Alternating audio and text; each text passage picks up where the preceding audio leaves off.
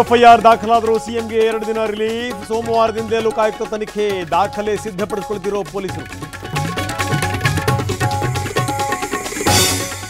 ಮುಡಾ ಕಚೇರಿಯಲ್ಲಿ ಮೂಲ ಕಡತಗಳೇ ನಾಪತ್ತೆ. ಲೋಕಾಯುಕ್ತಕ್ಕೆ ಸಿಎಂ ಕೇಸ್ ತನಿಖೆಯೇ ಸವಾಲು.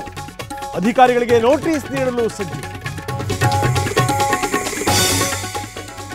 ಅಧಿಕಾರಿಗಳ ಮೇಲೆ ಸಿಎಂ ಪ್ರಭಾವ ಬೀರೋ ಸಾಧ್ಯತೆ.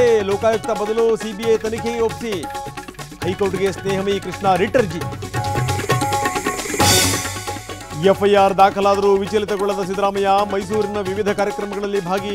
ಇಂದು ಗ್ಯಾರಂಟಿ ಯೋಜನೆಗಳ ಪುಸ್ತಕ ರಿಲೀಸ್.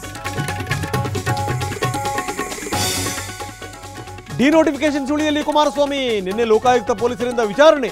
ಇಂದು ದಾಖಲೆ ರಿಲೀಸ್ ಮಾಡ್ತೀನಿ ಎಂದರು ಎಚ್ಡಿಕೆ.